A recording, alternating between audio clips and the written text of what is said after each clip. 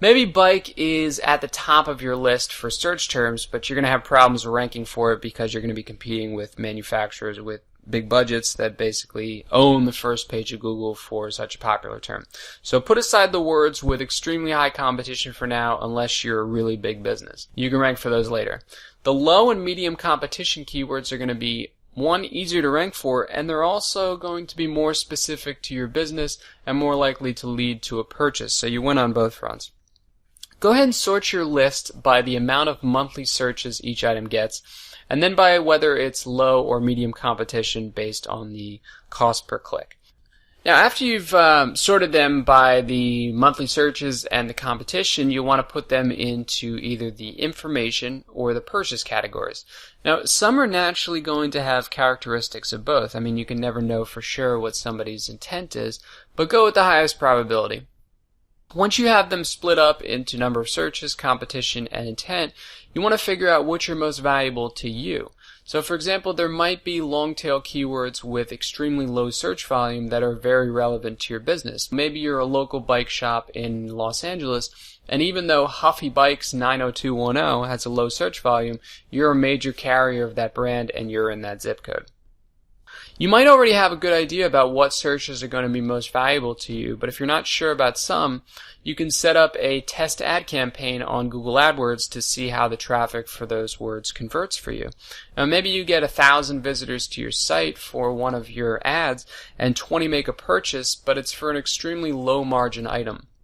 On the other hand, maybe you only get 100 visitors for another thing and 4 buy it, but those 4 purchases create a lot of profit for you. It's a very high margin item.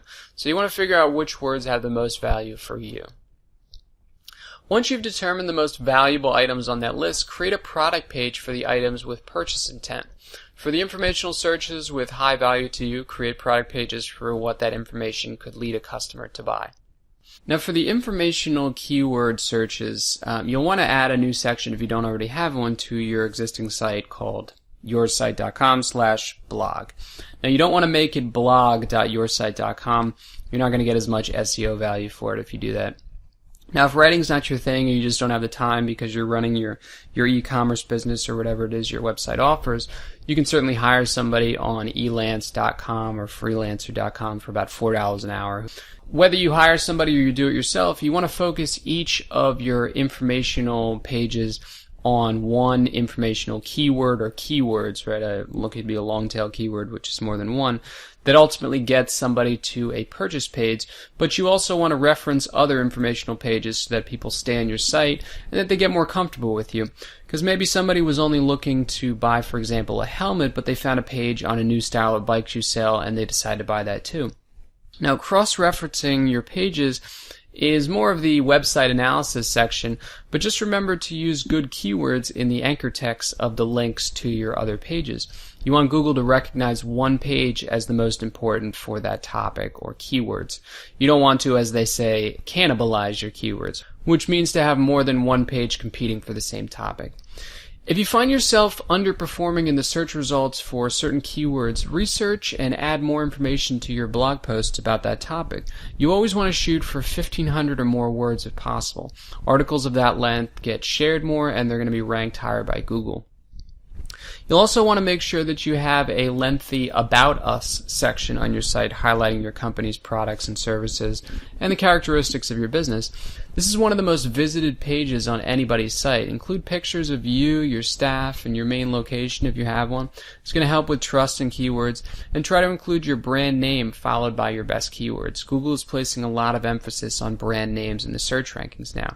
If more people start searching for your brand by name, Google's going to rank you higher. So you want to create kind of a natural connection between what it is you offer and the name of your brand so that people start thinking of you as the go-to resource for whatever it is you sell. For example, if I run a company called Johnson Bikes, I'd want to include my company name within my blog posts on a lot of the informational topics I'm covering. And that way people start to associate my brand with quality information and they're going to be more likely to search for it by name. So that's how to organize your keywords, and in the next two sections on link building and social media, I'm going to show you ways of getting your articles and site noticed and shared.